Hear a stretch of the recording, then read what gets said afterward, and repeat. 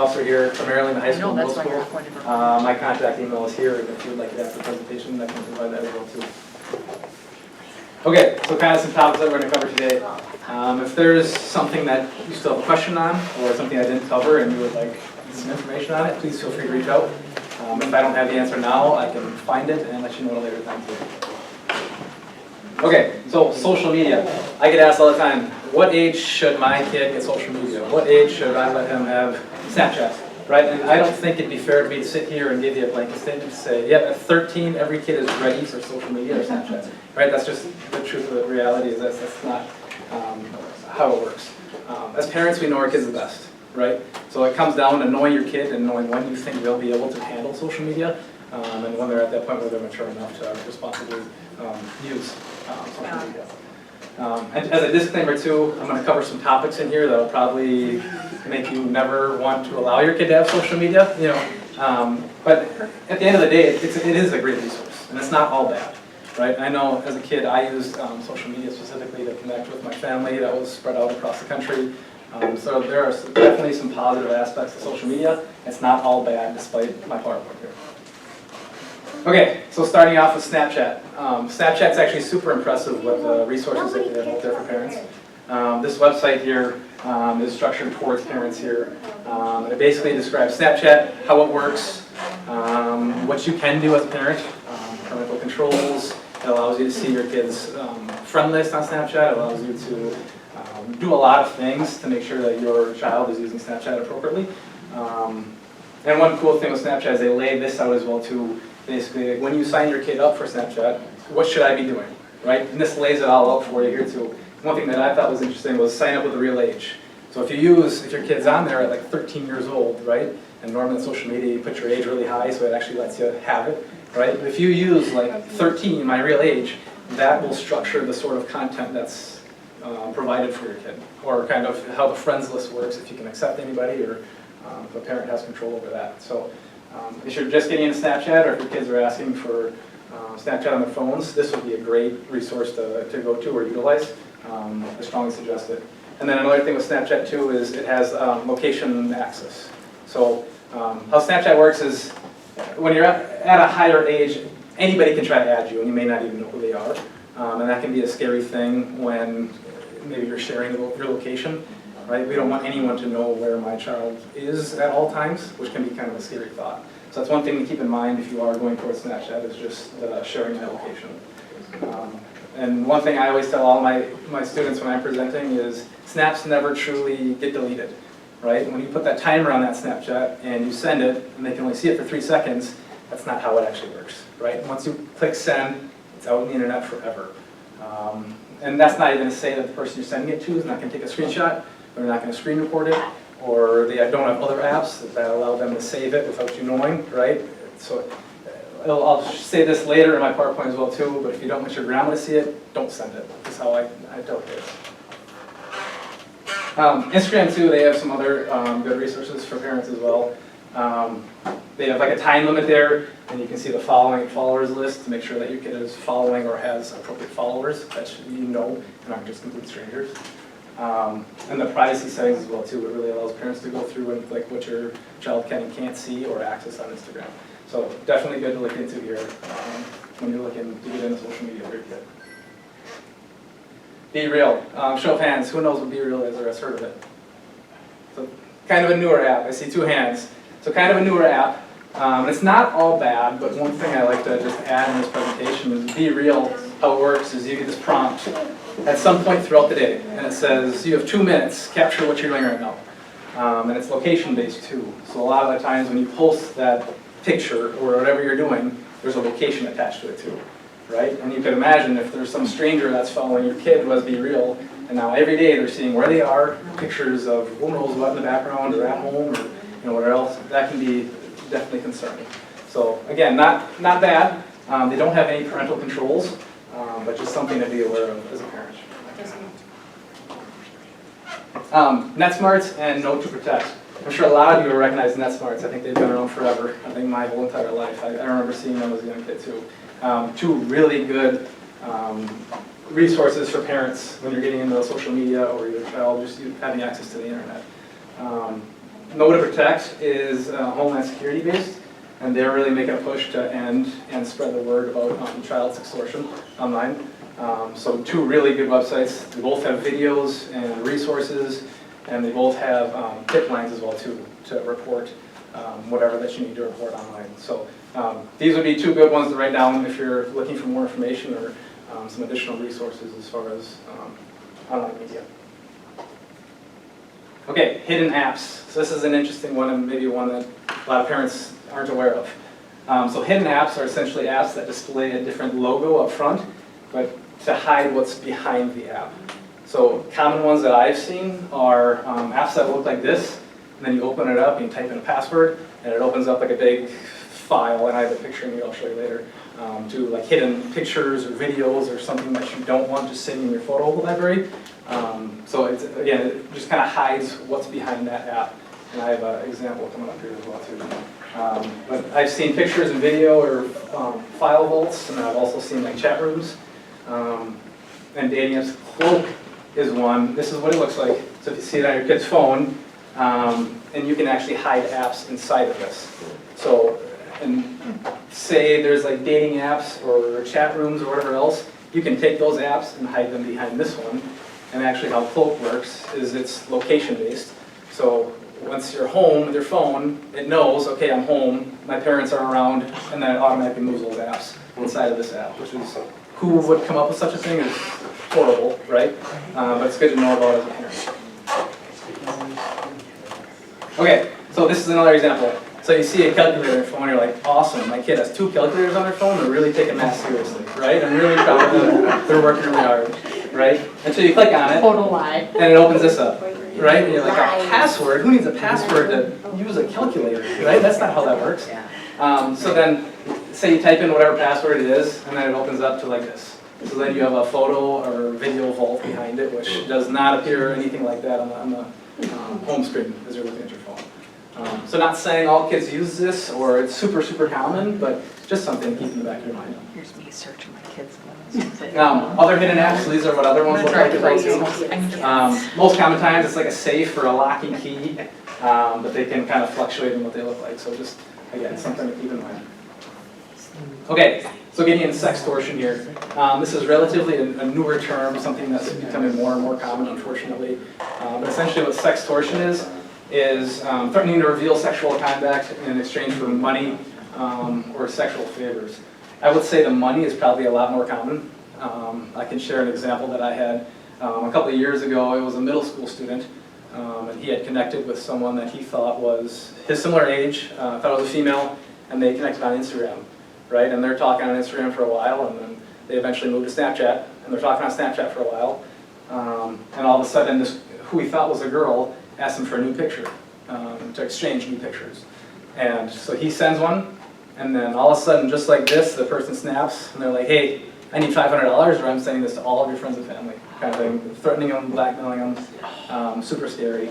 And it can, obviously, is you can think about that creates a super stressful moment for that kid, right? Because they probably don't have the money to send to these people.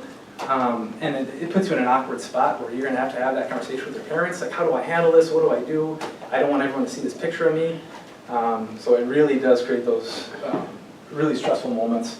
And I'll show you an example here in the next couple slides. Well, if I might add, I think that's where having those courageous conversations with your kiddos, low-key with your Chromebook starting, helps open that door with curiosity to then situations like this, right? So just really helping to pave the way to have those conversations with a very low danger, low threshold, like, hey, you have a Chromebook, you're gonna use this for academia, can open the door to have some difficult conversations about things for social media apps. So it's all kind of connected that way. For sure. So what we've been able to put together over the past, I'd say 2 years or so is a lot of the suspects around here are based out of the Ivory Coast of Africa. So how it might feel that there's nothing I could do if I showed up at your house if you called, it's still super important to report because we have been working with the Department of Justice across seas to make sure that the offenders are held accountable for these actions. So it is important to report at the end of the day. Not only that, but it's important to keep the child's mental health in mind as well too, because you don't truly know how they're feeling. You know, that's a really big deal to happen, and a really awkward conversation to have with your parents. So, so an example of that, this is Jordan DeMay, 17-year-old from Michigan.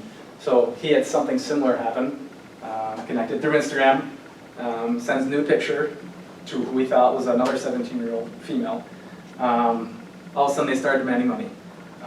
Jordan sent over 300, and they said, nope, not enough, I need more, or I'm sending this to all your friends and family. So the suspect actually ended up sending one of the pictures to one of his friends. And at that point, he was caught in a really hard position, as I've mentioned. He actually took his own life because of this. So super sad story. Again, you have to think about how he felt. How do I have this conversation with my parents? How do I explain what I did? I don't want all my friends and family to see this picture. I'll never live that down, kind of thing, right? So at the end of the day, you really have to take the mental health into consideration. And the suspects ended up being from Nigeria.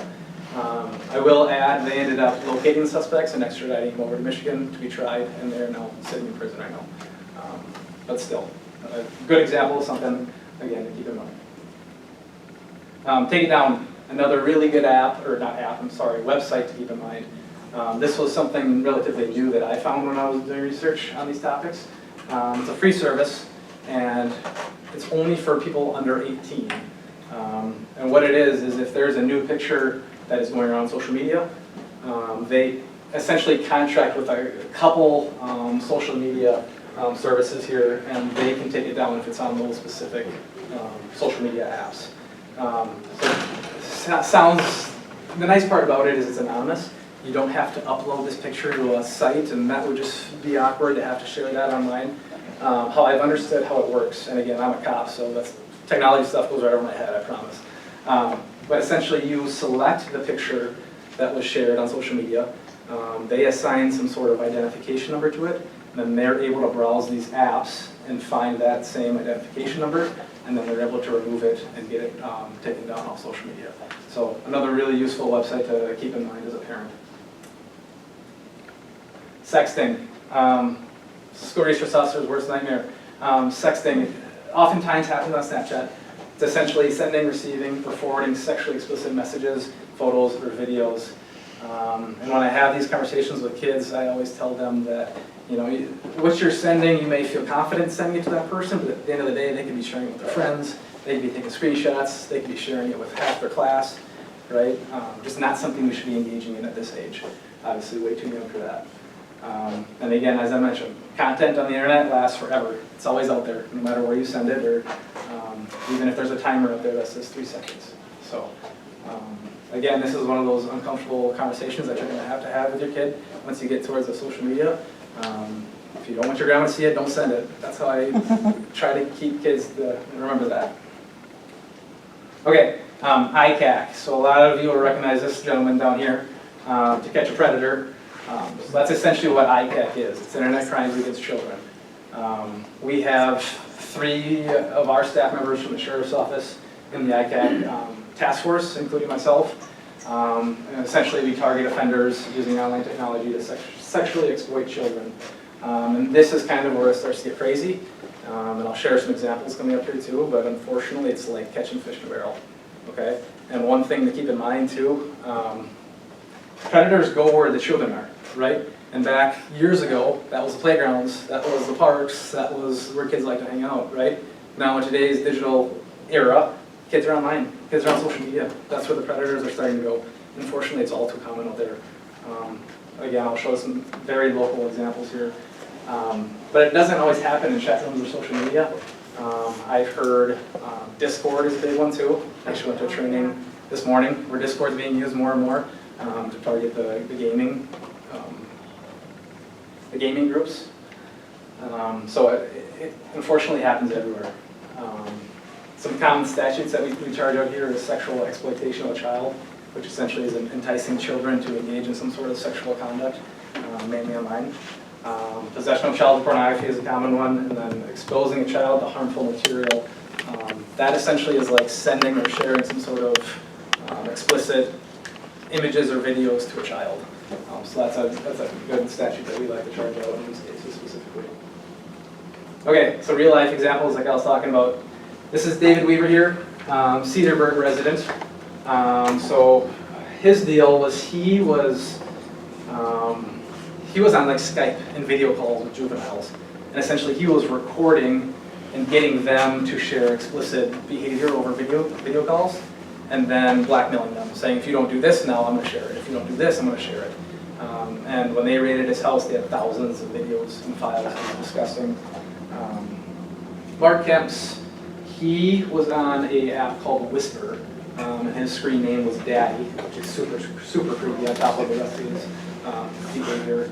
And he had been actually connecting and hooking up with a 13-year-old.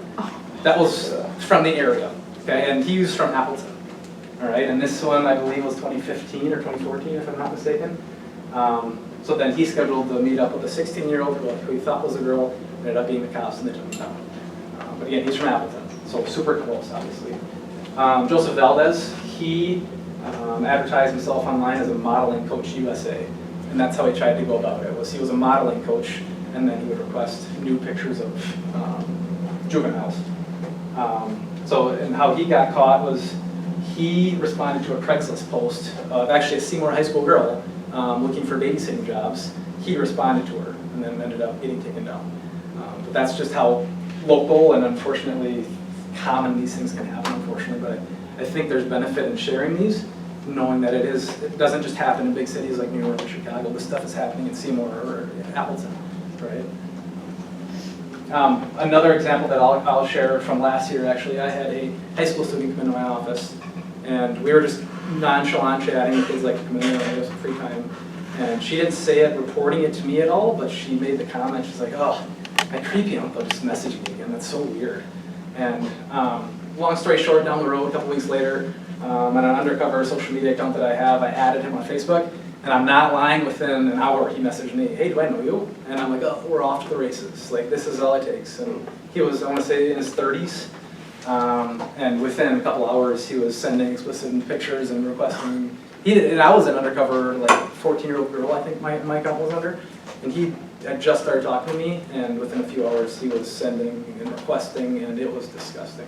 And that's when I realized how really common these things are, and how careful we have to encourage our kids to be when we're online, because it is, unfortunately, very common. Okay, so what can you do as parents? Like I said, these create some very stressful and uncomfortable times for our kids. But the truth of the matter is they're kids, they're gonna make mistakes, they're gonna get themselves in something they shouldn't. That's just part of growing and learning, right? So it's important to listen and stay calm. And it's also important to be approachable, right? Letting your kids know that if something does happen, come talk to me so we can figure this out. Right? I'd rather have you do that than do something else that you're gonna regret later, right? Reassure them, answer questions, and help them with reporting it. Reporting it is super important, especially, like I said, for the ICAT task force. If we get names or whoever else that's actively doing this, we can pursue that on a different angle and take them down and get them in prison where they belong, okay? So again, technology can't catch everything, so communicate. At the end of the day, that's what's most important.